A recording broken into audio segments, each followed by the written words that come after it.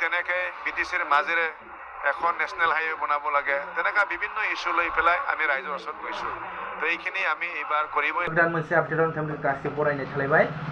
स' आंनि गुरै मोनसे खावलायनाय प्लिज नोंथांमोना थाबैनो आंनि चेनेलखौ साबस्क्राइब खालामनानै 2K खालामना होथार प्लिज। आंना 2K जानो थांगासिनो, अन्नानै नोंथांमोना माखारै 2K खालामना होबानो जाबाय, गुरै खावलायनाय थाबाय। स' गुबै खौराङा बेनो जे जोङो मैयायो बेबायदि समायखिरा लाखांबाय नङा होमबा, जोंनि आसामनि CM डक्टर हिमन्त बिश्व शर्मा बिथाङाबो समायखिरा लाबाय। बेजों लोगोसे जोंनि BTCनि मन्त्रि सायख'जानाय चरण बर' बिथाङाबो समायखिरा लाबाय। समायखिरा लाखांनायनि उनाव मिडियानि गेजेरजों माने गोबांथार खामानि मावगोन एबा गोबांथार खामानि मावनो गोनां दङ BTCआव, बेफोर बाथ्राखौ फोरमायदों आरोना। दलं बानायगोन, गोबांथार मेडिकेल स्कुल बेफोरबायदि बानायगोन होननानै माने मिडियानि गेजेरजों फोरमायनायखौ आं नुनो मोन्दों। स' नोंथांमोननि सेराव आं मोनसे क्लिप फिसा होगोन, नोंथांमोना नायलांबा निसय बुजिगोन।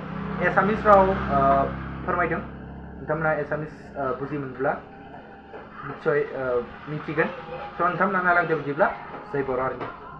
কাম কৰিব লাগিব আৰু এইখিনি মই সফলতাৰে কাম কৰিবৰ কাৰণে নিষ্ঠাৰে কাম কৰিবৰ কাৰণে চেষ্টা কৰিম।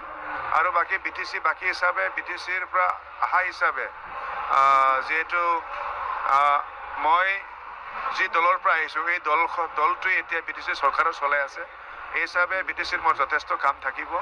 আৰু আমাৰ দলৰ মুৰব্বীজনে সদায় কৈয়ে আহিছে, এইবাৰ যিহেতু আমি NDAৰ লগত একেলগে চৰকাৰ কৰিম, BTCখন এইবাৰ মজবুত কৰিব লাগিব। তো BTC মজবুত কৰাৰ ক্ষেত্ৰত ৰাজ্য চৰকাৰৰ লগত যথেষ্ট আলাপ আলোচনা, ৰাজ্য চৰকাৰৰ মৰম আমাক লাগিব। এই ক্ষেত্ৰত কাম কৰি যাব লাগিব যাতে BTCটো আমি মজবুত কৰিব পাৰোঁ।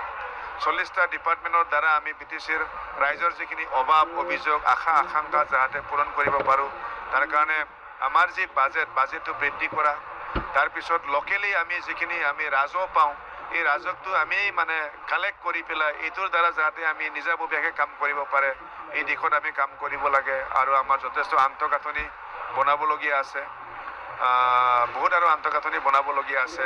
এইবাৰ আমিতো কৈ আছোঁ শিক্ষাৰ দিশত আমাৰ এখন বিশ্ববিদ্যালয় দৰকাৰ ওদালগুৰি জিলাত, ইয়াৰ কাৰণে আমি দাবী ৰাখিছোঁ এইবাৰ।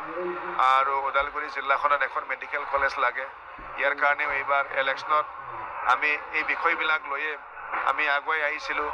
ঠিক তেনেকৈ BTCৰ মাজেৰে এখন নেশ্যনেল হাইৱে বনাব লাগে, তেনেকুৱা বিভিন্ন ইস্যু লৈ পেলাই আমি ৰাইজৰ ওচৰত গৈছোঁ।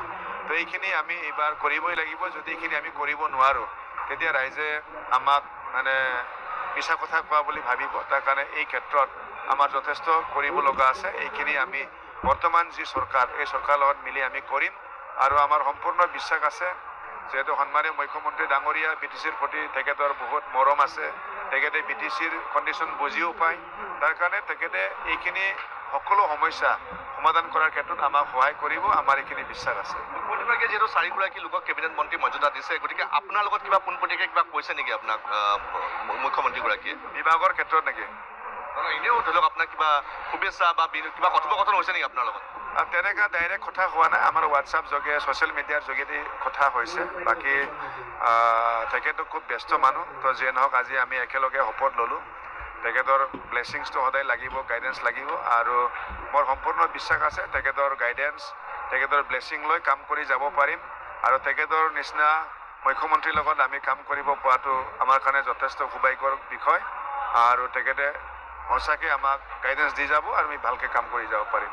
বিভাগ আপোনাক বটাব কিবা কৈছে নেকি মুখ্যমন্ত্ৰীগৰাকীয়ে, কিবা উমান দিছে নেকি? এতিয়ালৈকে কোৱা নাই। বিভাগটো তেখেতে নিশ্চয় বিবেচনা কৰিব, আৰু যিটো বিভাগটো নিদিয়ক কিয় নিষ্ঠাৰে কাম কৰিব চেষ্টা কৰিম। আৰু তেখেতৰ গাইডেন্স যিহেতু থাকিব, ভালকৈ চলাই লৈ যাব পাৰিম, এইখিনি মোৰ বিশ্বাস আছে। নিশাৰ ভাগত যিহেতু মুখ্যমন্ত্ৰীগৰাকীয়ে হঠাৎ এটা ছ'চিয়েল মিডিয়াৰ যোগে গোটেই কথাটো ঘোষণা কৰে, গোটেই কথাখিনি বিষয়টো ঘোষণা কৰে, আপোনাৰ মন্ত্ৰিত্ব ঘোষণা কৰে, গতিকে হাগ্ৰামা মহিলাই ডাঙৰীয়া আপোনাক শুভেচ্ছা বা কিবা কথোপকথন হৈছে নেকি হাগ্ৰামা মহিলাৰ লগত?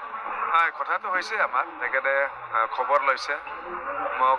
আজি যিহেতু মই শপত গ্ৰহণ ল'ম, এইখিনি ৰাতিপুৱাৰ ভাগত ভালকৈ যাবৰ কাৰণে মোক এডভাইচ দিছে, ঠিক তেনেকৈ কাম কৰিছে। আপুনি দুদিন পূৰ্বে এটা আপোনাৰ টুইট কৰিছিলে, আপুনি এটা ছ'চিয়েল মিডিয়াত দেখিছিলে, আপুনি মাতৃ ভৰি চুই পেলাই সেৱা লৈছিলে। মাৰ আশীৰ্বাদটো আপুনি পাইছেই, কি ক'ব আপোনাৰ যিহেতু মাজবাটবাসীৰ বিষয়ে, আপোনাৰ মাৰ বিষয়ে, আপোনাৰ পৰিয়ালৰ বিষয়ে কি ক'ব এই মুহূৰ্তত? নাই, মাৰ আশীৰ্বাদটো মই পায়ে আহিছোঁ, মাতৃৰ মৰম মই বহুত পাইছোঁ।